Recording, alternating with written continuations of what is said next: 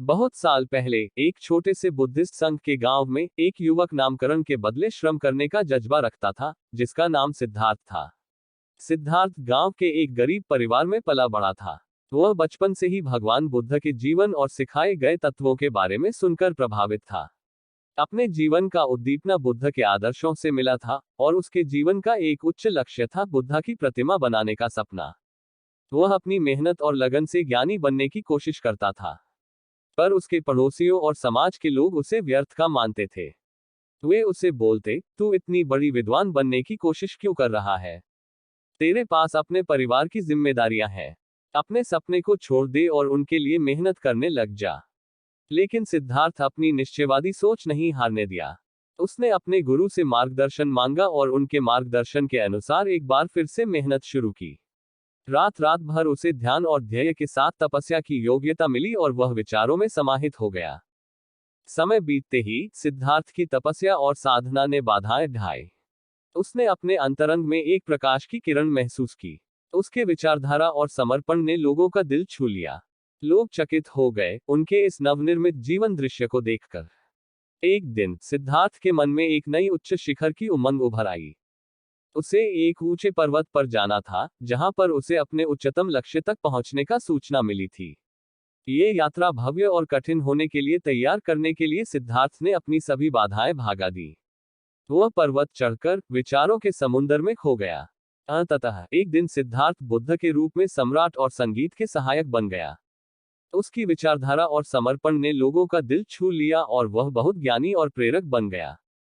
उसकी सफलता और उद्दीपना ने देश विदेश के लोगों को प्रभावित किया और वह बुद्ध के रूप में दुनिया भर में मशहूर हुआ। इस कथा से हमें ये सीख मिलती है कि समर्पण, लगन और सही मार्गदर्शन के साथ हर कठिनाई को पार किया जा सकता है। अगर हम अपने सपनों के पीछे अटल संयम और समर्पण रखें, तो विश्वास करें, हम सफलता और संघर्ष की सारी मिसालें बन सकते हैं। ये बुद्धिस्ट कथा हमें आत्मनिर्भर बनने की प्रेरणा देती है, जो हमें अपने उच्चतम लक्ष्य तक पहुंचाने के लिए सब कुछ करने की प्रेरित करती है। ये कथा सिद्धार्थ की अद्भुत और प्रेरणादायक यात्रा का संवाद करती है, जिसमें सफलता की प्राप्ति के लिए उसने अपने भयभीत और अस्थायी संसार के छलांगों का सामना किया। इस कथा के जरिए हमें ये भी सिखाया जाता है कि सफलता की उच्चतम शिखरों को छूने के लिए साहस, धैर्य और समर्पण की आवश्यकता होती है। सिद्धार्थ के प्रतिरोधी संघर्षों का सामना करके हम भी अपने अभियांत्रिकी शक्ति और परिवर्तन की क्षमता के बारे में याद कर सकते हैं। ये कथा हमें ये भी बताती है कि जीवन के सभी पहलुओं को स्वीकार करने और अपने सपनों के प्रति समर्पित रहने के लिए हमें सबल और सहानुभूति की आवश्यकता होती है। जब हम खुद को एक उच्च उद्दीपक और प्रेरक व्यक्ति के रूप में स्थापित करते हैं, तो हम अपने जीवन को एक सीधा मार्ग देते हैं, जो हमें अपने सपनों की प्राप्ति की दिशा में अग्रसर करता है। ये बुद्धिस्ट कथा हमें सिखाती है कि जीवन में सफलता की प्राप्ति के लिए हमें न केवल स्वयं को समर्पित करना होता है, बल्कि हमें अपने आसपास के लोगों को भी समर्पित करना होता है। हम अपने अनुभवों और उपलब्धियों को दुनिया से बांटकर दूसरों को प्रेरित कर सकते हैं।